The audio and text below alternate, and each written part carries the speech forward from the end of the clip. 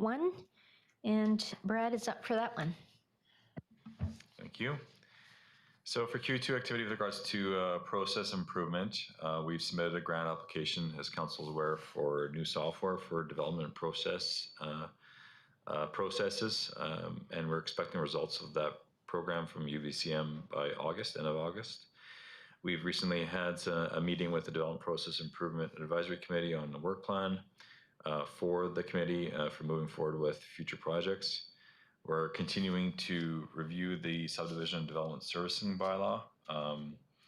This is managed through the Works Department, but I believe we're seeking a new consultant to help us with that bylaw.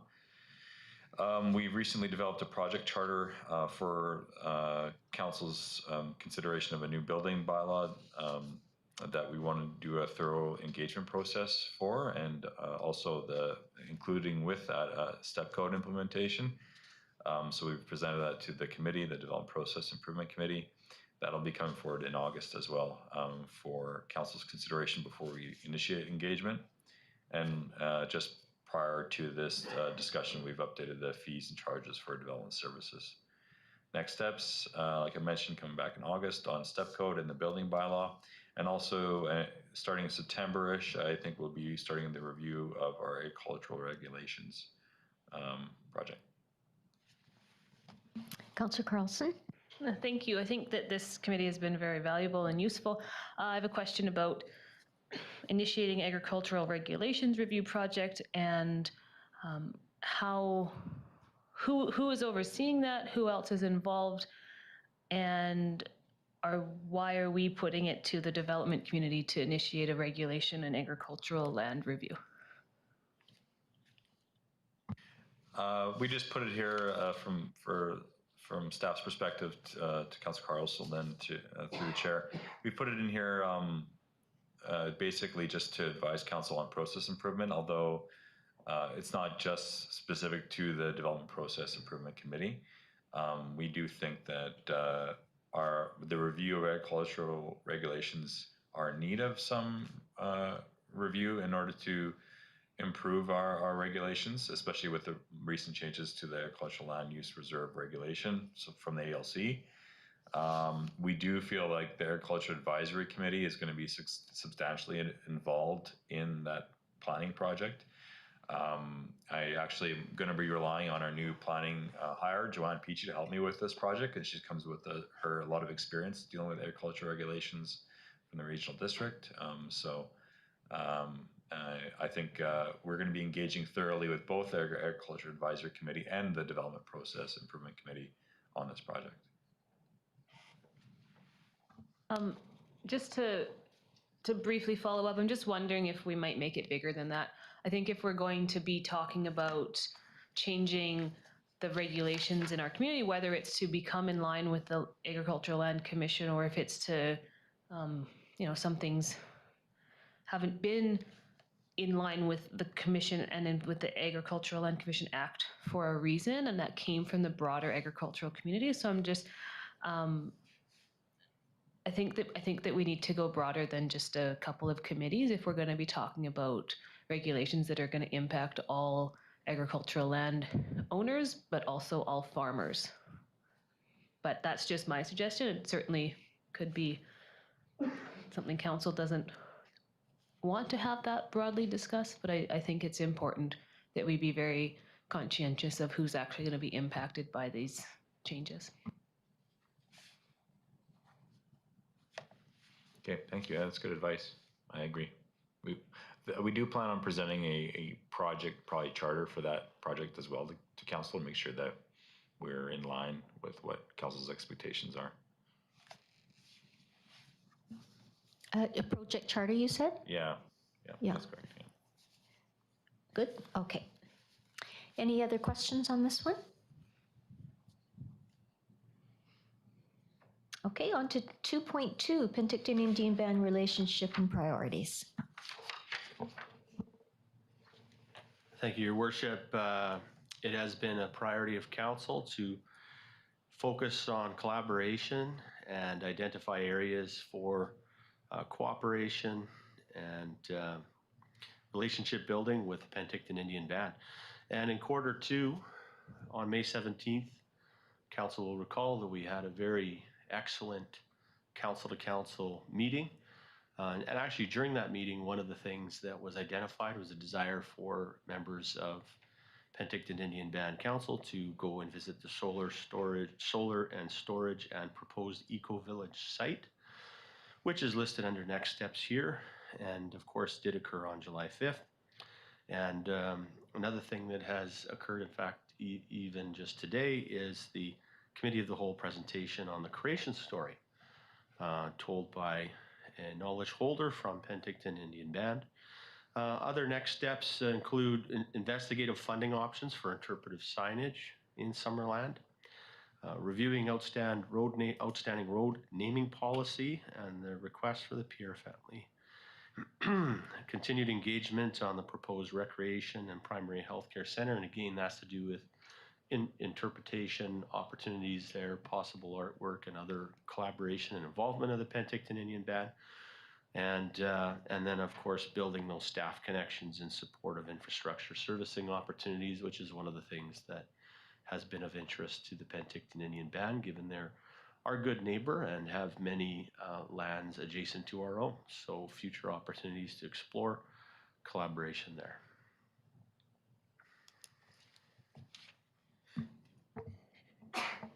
Councillor Holmes. Yeah, thank you. Just a comment. I think as well as investigating funding options for interpretive signage, I would add in there funding for Silic's language place name signage alongside our current place name signages. You know, I mean, not separate signs necessarily, but you know what I mean. I think that's equally important. Thanks. And I'll add, seeing as how we're talking about signage, is that one of the things that is included in the work that's being done on the Giant's Head redevelopment project is to have interpretive signage there. I know that the Director of Community Services has been working with the Silk people on that. The story of Giant's Head, and I can't remember what the Silk word is for it, it's a pretty neat story. Okay. On to 2.3, bylaw updates. Thank you, Madam Mayor, for bylaw updates. In Q2, Council adopted a new Good Neighbor bylaw at the end of June, which repealed and replaced 4 older bylaws of the district. Council also adopted an amendment to the bylaw notice enforcement bylaw to incorporate updated payment penalty fees. And in May, staff confirmed with Council the process for the permissive tax exemption intake for 2022, which will be done through an application-based process. In Q2, the Heritage Advisory Commission bylaw was also formally repealed, which was a follow-up item stemming from 2019. And Council also amended the fees and charges bylaw for the recreation and community services fees, which kick in 2 parts in September and then in January. In terms of next steps for bylaw review and updates, staff will be bringing forward a number of bylaws for Council's consideration in Q3 and Q4 of this year. These include the electrical bylaw, the subdivision and servicing bylaw that Mr. Dolva just spoke to, the dogs in parks and the parks regulation bylaws, as well as the amendment to the fees and charges bylaw for development services, which Council gave the first 3 readings to this afternoon. Okay, any other questions on that one? On to priority 2.4, short-term vacation rentals. Thank you, Your Worship. Not a huge update from last time I presented this topic item. We are doing more research right now with regards to what other jurisdictions are doing, and then as well, we've actually had a company that's helping us in gathering statistics about short-term rentals being done within our community, and they're helping us on gathering that current situation data before we can come forward with potential regulations. So next steps, we do plan on kind of finalizing our recommended approach to council near the end of Q3 and propose regulatory amendments and coming back to council with that, and then following that council presentation, going through an engagement process with the public on what we're proposing for amendments to ensure that people are operating these vacation rentals appropriately and following health and safety practices. And yeah, happy to take any questions in regards to this one. Councillor Holmes? Yeah, I know there's like several different models for regulating short-term rentals. I'm just wondering, and they followed kind of different principles. And I'm just wondering, before we get too far down the road of drafting bylaws and everything like that, whether we should have a discussion on just saying that these are the basic approaches. What are we as a council, what direction are just to get some direction from council, what we're comfortable, which approach are we most comfortable with? I think, make sure that we're on the same page, because I'd hate for you to, for a bylaw amendments to come to us, a draft ones, and we all say, oh, well, this isn't the direction we want to go at all. That'd be kind of a waste of time. Through the chair to Councillor Holmes, I think that's a prudent idea. I think we can build that into our project plan for this one. Thanks.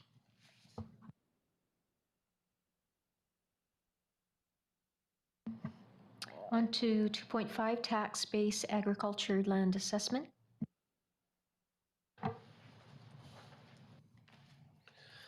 Thank you, Madam Mayor, and I'll pinch hit today a little bit for our Director of Finance, who's on some annual leave. And of course, this item is to review, discuss, and work with provincial representatives around the inequalities between the amount of district lands within the ALR and the limited taxation dollars generated from these properties. Of course, tremendous contribution from the ALR in terms of our culture, our history, our economic base, but due to rules associated with provincial policy, some limitation for council to generate dollars on the taxation side. So the approach taken thus far was to take an approach of one of advocacy and working with the province on some potential solutions. I did pen a letter to the province on behalf of council based on a meeting council had with the province, and we did receive a response back to that letter recently, and in the letter it was noted the province does not currently have funding to support the development of a new funding program, which is some disappointment to us. I have yet to follow up with the Assistant Deputy Minister and myself who sent the letter, but I do have some questions about their position. And in terms of next steps, there is opportunity, obviously, to continue to advocate through mechanisms such as SILGA and at UBCM, and ultimately to try and push this forward. We have received some additional data from the province recently about those areas that have high percentages of ALR lands within their boundaries, and some next steps will be to talk with council about what our approach should be. Councillor Barkwill? Thank you, Madam Mayor. I missed a word there. Next step is to talk to who? Next steps for us would be to talk to council about the data Council, received, okay. and ultimately council to consider SILGA and other opportunities. Okay. So we'll talk about it again. Yeah. Yeah. We're thinking possibly in the special meeting on the 19th, currently scheduled.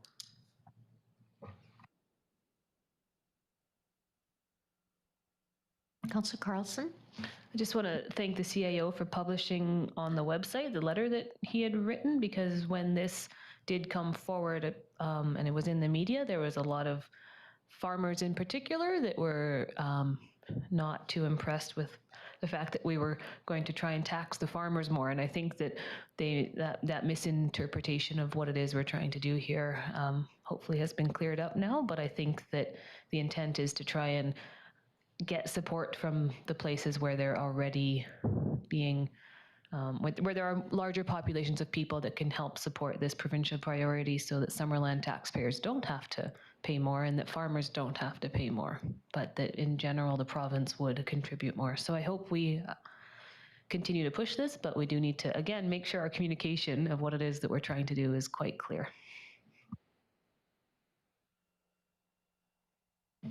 Councillor Holmes? Yeah, we got a letter recently from I believe it was a cherry farmer talking about the state of the roads and the effect on their cherry crop. And I think maybe we should just forward that letter to the province, because that's kind of what we're talking about here. And I think it's, and again, I always find whenever we get these replies, I think we need to keep clarifying what we need, and we're not necessarily asking for additional funding, but maybe just reallocating how the current funding is supporting agriculture in a way. So anyway, just a couple of comments.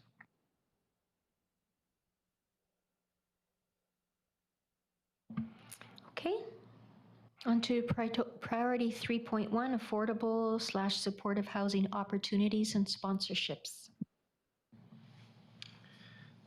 Thank you. Yeah, with regards to Q2 activity, staff have been engaged with the proposed project at 8709 Jubilee Road. It was successful with the BC Housing Community Housing Fund grant program in May as a future BC housing project. That came out with news, and next steps with regards to that project is they probably going to be coming forward to council fairly soon with an expected ask to contribute to the project financially, whether it be through waiver of certain charges and fees, although we have not received that request to date. And in addition to that project, we're always looking for opportunity to partner with existing community organizations on new affordable housing projects. Yeah, there are a few that have been contemplated in the past, and staff are always willing to help those projects move forward. Any questions on this one I can ask? Councillor Holmes? Yeah, so I assume that the food bank's proposal wasn't successful from receiving BC housing funding, and I'm just wondering if you've heard of where they're at right now, and if you've heard of anything from BC Housing about possible further intakes. Through the chair to Councillor Holmes, I have not had a recent correspondence with the food bank proponents with their proposed project. Even after the announcement from BC Housing, so I would also assume the same thing, that they weren't successful. I do not know what their plan is, unfortunately. I can't update council. With regards to a future intake for BC Housing, there has been no new announcements for that. Although it is, again, I think a priority of the NDP provincial level government. So there could be future intakes, but we don't know the timing of that.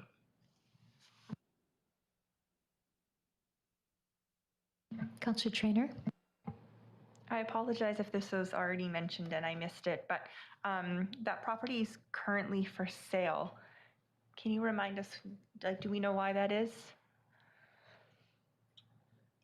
Yeah. Through the chair to Councillor Traynor, I'm probably not a party to probably disclose too much as to why that's for sale right now, listed for sale. I know that there has been some changes among their partnerships with regards to the project, and there's discussions happening amongst the three partners. So the previous three partners were Freeport Construction, Turning Points Collaborative, and now BC Housing has come to the table. So those three partners that I think are still in a negotiation process right now. So I'm not a party to talk about it.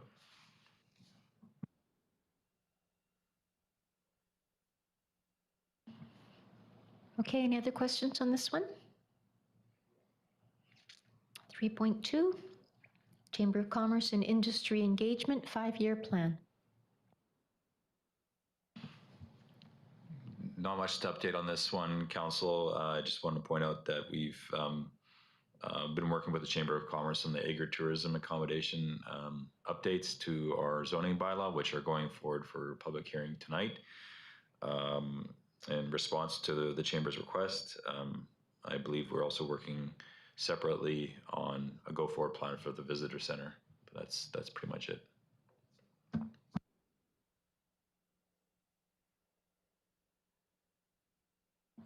Any questions on this one? Any comments from you, Councillor Patton? You're the advisory or our liaison. Yeah, no,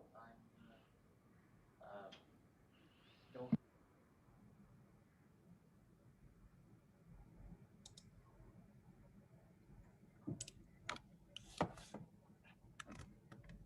Not too much. CEO Stat and myself have been talking to the president of late, and no news in regards to the go forward plan, I guess what we could call it. So yeah, we're kind of in a wait and see mode right now. Thank you. Priority 3.3, cultural plan implementation. I'm Joanne Millar, Recreation Supervisor, and stepping in for Lori Mullen, our Director of Community Services. And I'll speak to Priority 3.3, the Cultural Plan implementation. Q2 updates for the implementation of a cultural plan include staff presented council an update on the cultural plan recommended actions on May 25th. The lease and management agreement for the Arts and Cultural Center has now been fully executed. The Arts and Cultural Center new fees and charges were presented and approved by council. Staff have added a cultural impact statement to the council report template. And next steps, banner program reception hosted by the Summerland Community Arts Council is on July 15th. Council invitations have been circulated. Looking forward to the opening of the Arts and Cultural Center and implementing activities in the renovated space this fall. A center stage theater management meeting with School District 67 and the Arts Council will be held this summer to discuss theater optimization and opportunities. And staff will provide assistance to the museum in their procurement process for completing design concept drawings for the proposed museum expansion, which includes a multi-purpose rooms for meeting and exhibits and a loading dock enclosure. The museum president has noted that they are currently in the process of developing their 2021 to 2024 strategic plan, which will include prioritizing and scheduling next steps to move forward with the design and the proposed additions. Any questions on this? Councillor Holmes. Thank you. I'm not really sure where Joanne is, just to hear this voice. Oh, there she is. I was just wondering, when we received our the cultural plan update a while back there, we talked about consulting with the Arts Council in respect to naming something after George Riga, and I'm just wondering if we've heard back from the Arts Council on that and where we're at with that. Thanks. Thank you. Through Madam Mayor to Councillor Holmes. I haven't heard specifically any updates on that. I'd like to ask if our CAO Graham Stat had any further information on that. I'm not sure. Thanks, Joanne. Through the mayor, we've heard nothing back since that initial time. Thank you.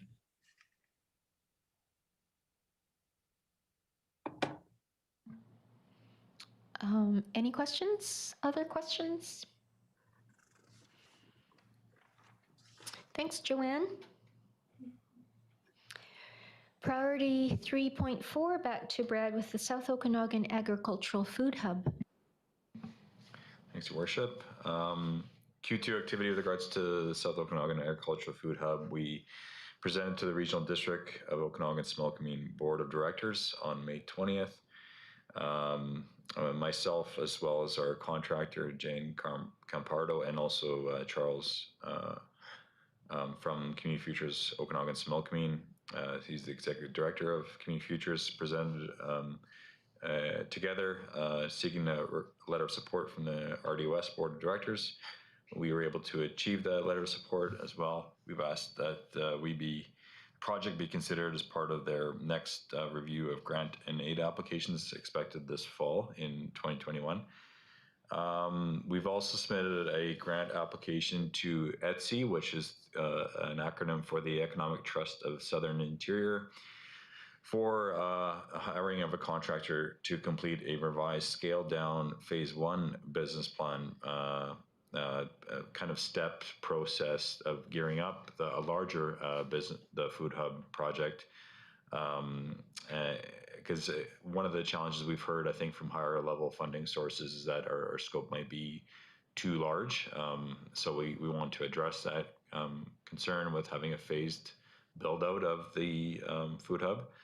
And as well, we want to, in order to, again, become more attractive for other funding sources, we want to secure a land and building location.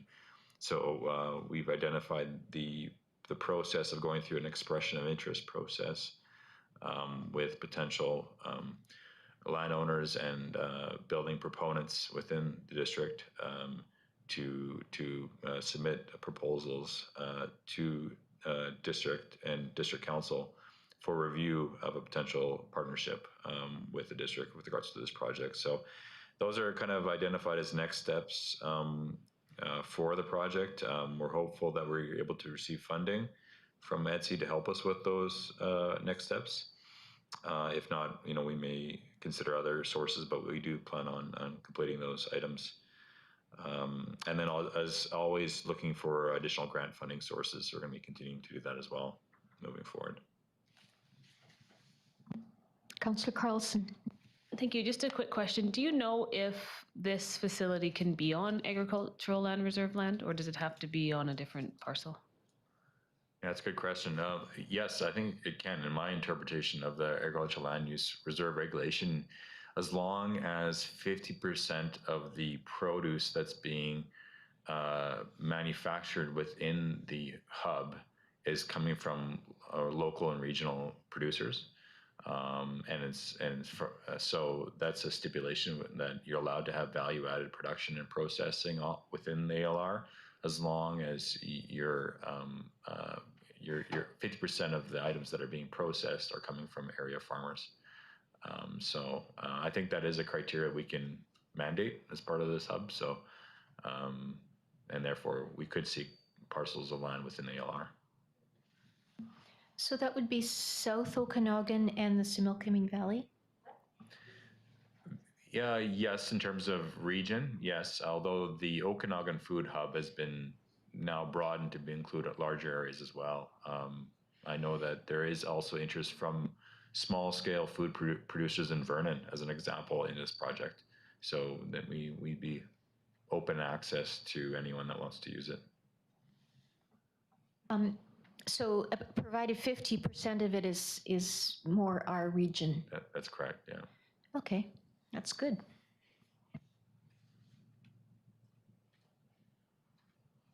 Any other questions? Okay. On to priority 3.5, community conversation on racism. Well, thank you, Madam Mayor. So as council's aware, this is a priority. And certainly there was the resolution to lead the community conversations against racism by working with the community and partner organizations. And that has been happening, as you can see, through Q2, some good activity here. District representatives participating in regular monthly meetings of the South Okanagan Similkameen Respect Network. Also, council did receive a delegation from the South Okanagan Immigrant Community Services, SOICS, who presented an overview of their anti-racism initiatives, including the Respect Network, Project Vandal, which is an innovative approach to dealing with vandalism, and the recently released anti-racism and diversity video. We have put the anti-racism and diversity video not only out to staff internally, but also to the community through district social media, which was a request of council. At the same time, the delegation had presented. And just on the Project Vandal, I have followed up and made a connection there with the organization also to make sure we're taking any information that they have and working with them on that special initiative. Next steps is just to continue with the representation on the SOX and SOSRN, and of course the community conversations events being proposed in communities of Summerland and Oliver. So it's a bit of an iterative thing, lots happening on the go. Quite proud of the progress that we've made so far, and glad to be a part of this.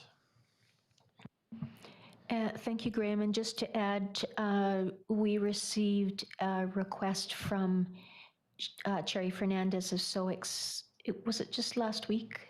Yeah, it was just last week, requesting a letter of support for some more funding that they're looking for anti-racism initiatives in our area. And so we signed that letter and away it went.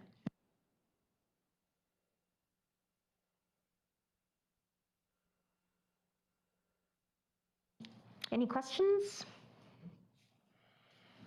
Okay, on to priority 4.1, solar and storage project. Solar and storage.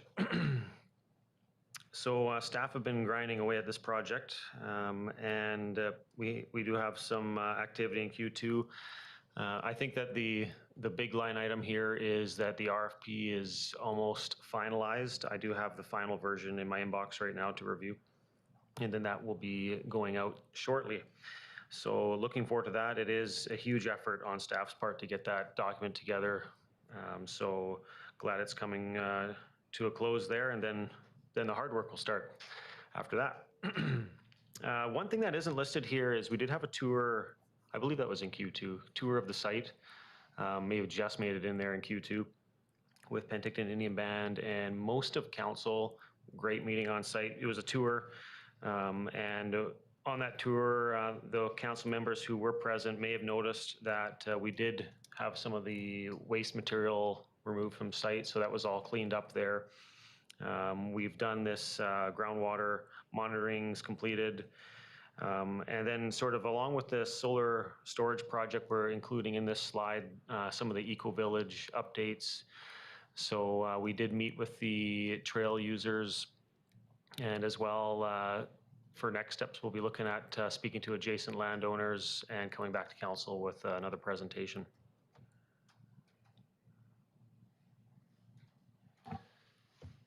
And I saw Jeremy look at me there. So the tour wasn't technically in Q3. However, the idea of it was birthed in Q2, and so I think it's fair to talk about it. Thanks for your update.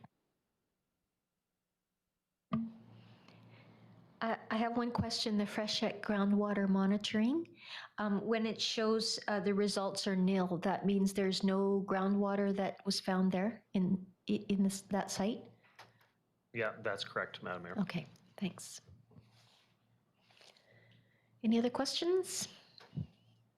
Councillor Holmes. So I'm just wondering, in the ESDP process, we some time ago, didn't we do an environmental assessment review about that?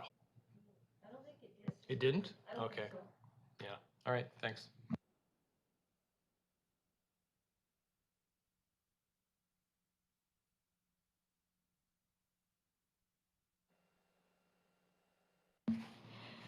Okay, on to 4.2, Climate Action Plan implementation.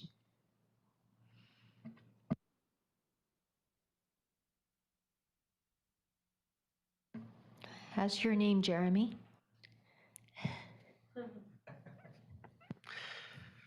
Perfect. Climate Action Plan implementation. The Community Energy and Emissions Reduction Plan in 2020 and the Corporate Energy and Emissions Management Plan 2021 each contain 5-year implementation plans and actions to support the district and community in efforts to achieve low carbon resilience. So in Q2, we have completed some HVAC upgrades at the museum and the wastewater treatment plant. We also finalized some of the EV charger expansions and webpage launch. So that's doing fantastic, and I believe that the usage is quite good there for electric vehicles. And we had a Community Climate Action Advisory Committee meeting.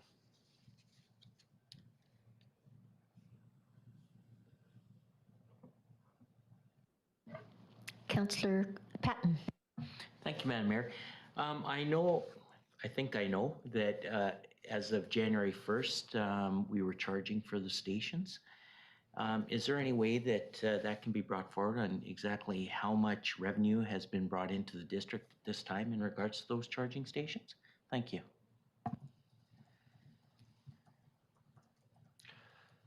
Through the chair, yes, Councillor Patton, we owe you a report on that, and we certainly do track the data.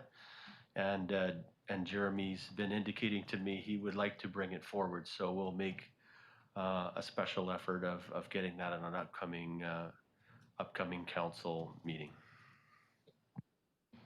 Thank you so much.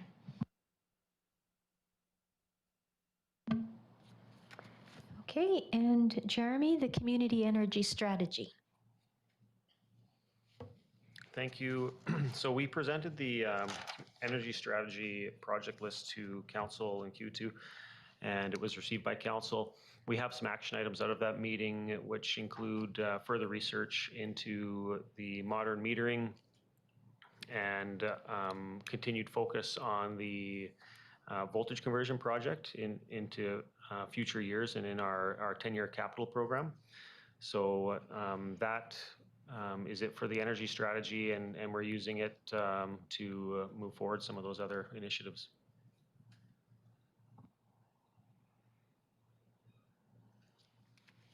Councillor Barkwell. Yes, I'm not sure if the modern metering is a new initiative or an extension of the previous energy strategy. But I was wondering what the timelines for sort of a report back on modern metering will be. Yes, thank you, Councillor Barkwell, through the chair. Currently, I've been pulling together some white papers and discussing the topic with our meter vendors. And so just pulling some information together, we haven't engaged with a consultant to begin writing that report yet.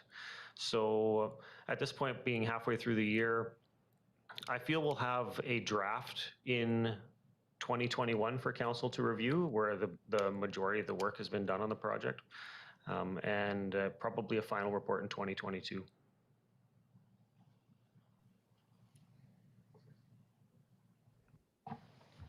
And through the chair, just for clarity, Councillor Barkwell, we have built that into the energy strategy as approved by council as one of the additional pieces that council requested, but further information will come specifically.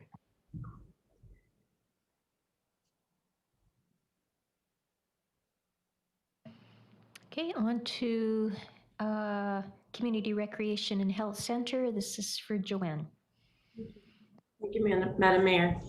For the Summerland Community Recreation and Health Center project in Q2, Council reviewed and approved the RFP scope of work for 2 separate feasibility studies and authorized project funding from 2024 to be transferred to 2021 to complete this work. Consulting agreements were awarded to Carskadden Stokes McDonald Architects for the rec center study and to Think Space for the primary health care center study. Project startup meetings with consulting teams were implemented with the steering committee on June 22nd, the Parks and Recreation Advisory Committee on June 23rd, and with council on June 28th. Next steps include implementation of both studies concurrently throughout the summer and fall. Staff have reached out to Charlene Roberts with the Penticton Indian Band to discuss opportunities for engagement.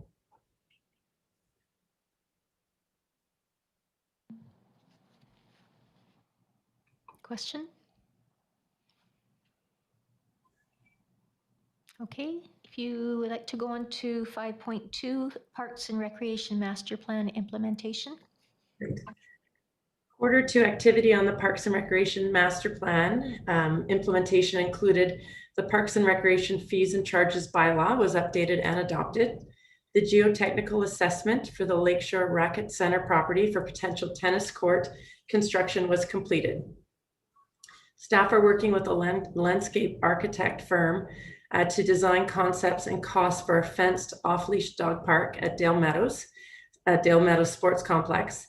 Staff presented draft concepts to the Summerland Dog Owners Association and are now working with the architect to refine drawings. There's still no response from the Ministry of Transportation and Infrastructure on the Fosbury easement option. Next steps will include the Dale Meadows Dog Park concepts and costs to be presented to Council on August 9th. Peach Orchard Campground pickleball court resurfacing and fencing implemented in mid-August. And staff will meet with the Lakeshore Rackets Center representatives to discuss tennis court partnership opportunities this summer and obtain cost estimates for the 2022 budget deliberations.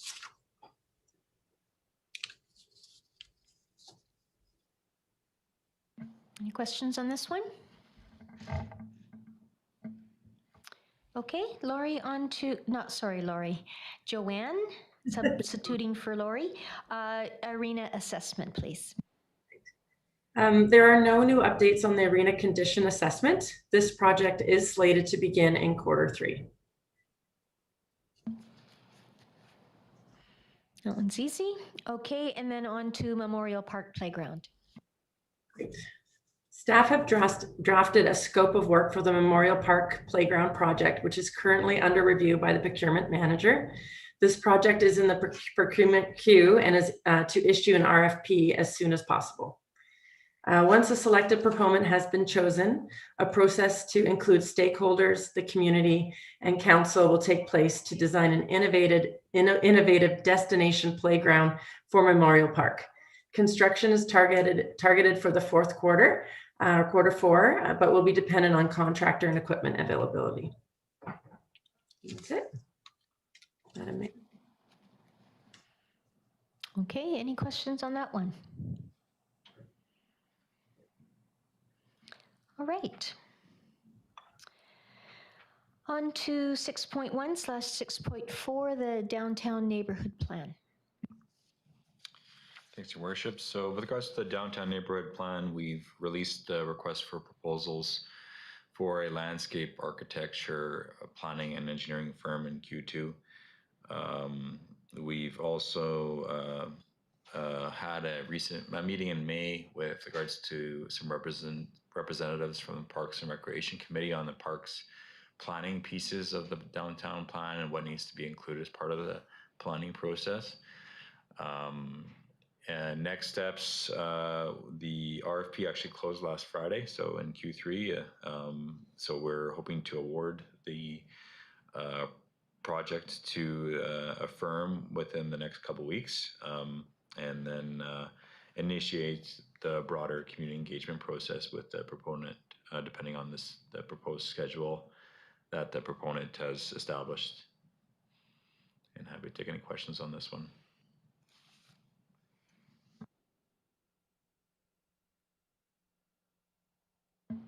Okay, we can go ahead to the next one. Arts and Culture Center renovation. So this one, Council just received an update via a separate report here earlier this afternoon. Wanted to state that we're still on track to complete their internal renovation project by September of 2021. Some additional scope items that we have tried to tack on to this project was a grant that was submitted to the, I think the Healthy Communities Coalition. I can't remember. Joanna, actually, she's on the line. She helped us prepare the grant, so you would know the grant body. But for the exterior landscaping portion of the scope that we ultimately do not have as part of the scope, this grant was denied in June, but we resubmitted a revised grant application because they had a second intake opening up. And we're hopeful that we will hear soon on whether that additional scope item would be selected in their second intake for the exterior landscaping improvements to the Arts Center. Joanne, any update on that one? I see you're on the line. No, for sure. We submitted the grant. The project is the Cultural Celebration Courtyard and Plaza, and we are expecting to hear back by mid-September if we're successful on that.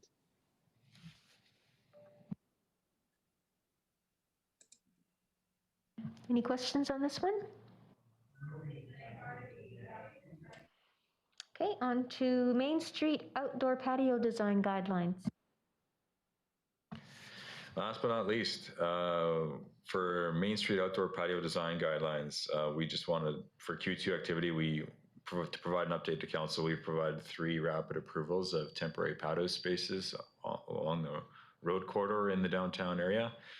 You can see that visibly the use of these patios currently right now, and that was due to the COVID restrictions that were in place for no indoor dining. And now that those COVID restrictions have lifted and COVID has improved, we still have the program available, and we're hoping to still keep it available for the balance of this season. So if there is any interested businesses that are wanting to take advantage of that rapid approval process, we'd be more than happy to facilitate that process for them. Thank you.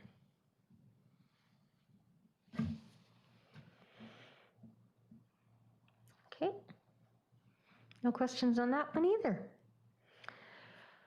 So, Graham, a little bit of a wrap up for us? Bring us home. Sure. Thank you, Madam Mayor. And we do appreciate the time of council to hear these updates. And I appreciate the work of staff to prepare them.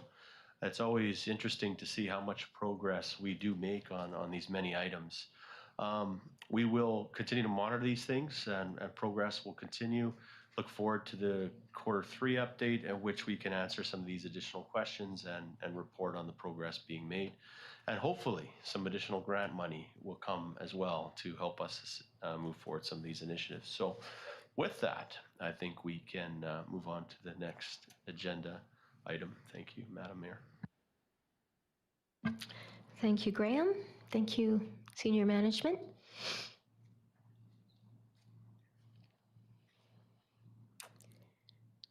Do we Sorry, have Madam any? Mayor, in the That's staff okay. report, there was just a motion to receive the report for information. Thank you for all of the strategic priorities, or the updates. Councillor Holmes, were you doing that? Thank you. And seconded by Councillor Patton. All in favor? Thank you.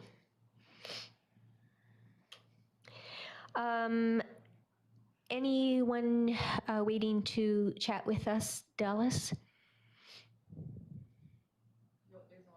No one on the line. Alrighty. So I'll ask for a resolution to close the meeting to the public. Councillor Patton and Councillor Traynor, all in favor?